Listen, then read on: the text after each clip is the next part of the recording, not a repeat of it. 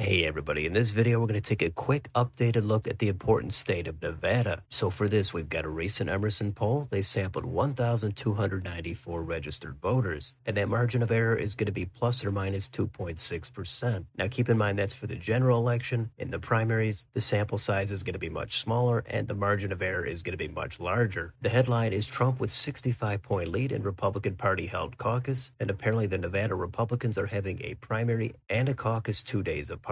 I'm not going to pretend that makes sense to me. I'm just going to go through the data. There's nothing super revealing here. Trump is at 73%. Then DeSantis is in second place, tied with undecided at 8%. If you're wondering where Nikki Haley is, it says she's opted to be named on the state primary ballot. That's the first one on February 6th, rather than the party caucus on February 8th. So Nevada, not a state expected to be competitive for Trump in the primary. What about Joe Biden? Well, it's basically the same story. He's at 78%, 19% are undecided. And they single out here that 34% of Gen Z and millennial voters under 40 are still undecided in the Democratic primary. Now, what about approval ratings? Biden is all the way down at 36%, 54% disapprove. And as for Senator Jackie Rosen, who is up for re-election this year, her approval is 33%, 37% disapprove, 31% neutral. So those certainly look like ominous approval ratings to say the least. Now the main event is going to be Biden versus Trump. That's a close race. Trump has a 2-point lead, 47 to 45. 8% are undecided. And they note that's a tighter race than the previous poll in October, which had Trump up 46 to 39. Now what if we add in some third-party candidates? Well, they threw in Kennedy, West, and Jill Stein. And there's minimal change. Trump is at 42. Biden is at 39. 5% go to Kennedy. West and Stein pull in 1%. Independent voters are key, and they are leaning toward Trump by 12 points, 49 to 37. When you throw in the three other candidates, then Kennedy gets the support of 8% of those independents, and Trump's lead over Biden with those same independents goes up to 42 to 28, and West and Stein pull in another 2%. Also, the undecided vote increases to 18%. We've got the top issues in the state. The economy is number one with 29%. Two is housing affordability at 13, immigration right behind at 12, education right behind that at 11. Threats to democracy at 10, crime and healthcare are at 9, and abortion access, that's way down at 4%. So that might be a motivator, but that is very low on the priority list for the top concern. Next, it says voters who find the economy to be the top issue facing their state break for Trump over Biden 57 to 35. With those that say immigration is the top issue, that gets close to unanimous. 90% go to Trump, 6 go to Biden. Voters that are most concerned about housing affordability break for Biden 57 to 36, and on education, that gap widens 63 to 31. Threats to democracy even further at 68 to 27 in favor of Biden. So that's the new Emerson poll. Shows a tight race, nobody hitting 50%. I suppose based on this, you'd rather be Trump than Biden. They didn't mention Trump's approval rating in here, but Biden's is completely in the toilet. But maybe that doesn't mean anything. It's only January, a lot could change, but what we can do is get on 538 to take a look at the accuracy of Emerson. On here, Emerson College has an A- Pollster rating. Usually Emerson is regarded as one of the better pollsters, but of course everybody is going to have their hits and their misses. If you go down just a little bit, this scattering of red and blue dots will show you the accuracy of all their polls, and some of these do go back almost 10 years at this point. The dots that are further left or right means they overestimated one party or the other, and on a glance, it seems to be kind of split. So if we go down to the individual polls, the column all the way on the right shows you how far off the poll was compared to the actual result. Now when it comes to Nevada, I think the reputation of that state is usually one that tends to underestimate the support of Democrats. So we can look more at this by looking at the specific Nevada polls for Emerson. In the last midterms, they did poll all 4 congressional districts. They overestimated Republicans in all 4. 2 of them were not too bad and inconsequential, but the other 2 in Nevada's 3rd and in the 1st, they wildly underestimated the Democrats there. So when you see those results, it might make you a little nervous to trust future polls. Now those are House races. They're going to be a little bit more difficult to poll. How about the last Senate election? There they had Laxalt up by 5.2, but Catherine Cortez Masto actually won by 0.8. That's a 6% overestimation of Republicans and obviously not a good poll. How about for governor? They had Lombardo up by 4 points. He did win, but it was by a smaller 1.5 points. That's a better error of 2.5, but still it does favor the GOP. And how about the last presidential election that's relevant to the poll we just looked at? They had Biden up by 1.7. He won the state by 2.4. That's actually a pretty good poll. It did overestimate the Republicans, but only by 0.7%. So like with any pollster, their past hits or misses might not have a lot of bearing on what they put out next time. But Republicans should be cautious in Nevada. There's other polls out there besides Emerson. And if Trump is only up by 2 or 3 points, I would say that's a precarious position to be in. And with Biden's approval rating so low, that just goes to show in Nevada, Donald Trump is not exactly capitalizing on that unpopularity. Now, one other thing we could do is take a look at some of the county results from 2020. So here we are on New York Times. Biden just barely cleared 50% of the vote. Trump got 47.7. And also remember, Nevada is the state that has none of these candidates as an option on the ballot. So if we look at the county map, it's a big state and there's a lot of red on here. And those red counties do matter in their own way, but most of the population is, of course, in Clark County, where Las Vegas is. There, Biden got 53.7, Trump down at 44.3. The other key county is in the northwest corner, Washoe. That's also blue, but Biden carried it by a narrower margin. He got 50.8, Trump at 46.3. And if you want to look at one of the redder counties in the state, the northeast corner, Elko County, there's not a ton of people here, but Trump did get over 76% of the vote. Here, Biden way down under 21. Now, what if we compare that to the U.S. Senate election in 2022? Well, here was an even narrower margin. Cortez Masto was under 49%. Adam Laxalt cleared 48%. None of these candidates got about 1.2. If we look at the county map, it looks the same as the other map, but here in Clark County, Cortez Masto is at 52%. Laxalt is at 45%. It's clear that Laxalt did a little bit better than Trump did against Biden. Still not enough to win the state. How about Washoe County? There it was almost the exact same margin as it was for Biden. And in Elko County, Adam Laxalt got 75%, Cortez Masto at 20%. So Laxalt doing a little bit better in Clark County nearly gave him the win here. But what does it take for a Republican to actually win here statewide? Well, that happened in the same election. That was for governor. In this, Joe Lombardo won the election. He got the same vote that Catherine Cortez Masto got. That's 48.8%. Here, the incumbent Steve Sisolak got 47.3%. There's also 2 third-party candidates on here, and none of these candidates got 1.5%. But how about the margins in Clark County? Well, Joe Lombardo got about the same vote that Adam Laxalt did, 45%. Steve Sisolak ran slightly behind Catherine Cortez Masto. And if we go to Washoe, here Sisolak did even worse. He was under 49%.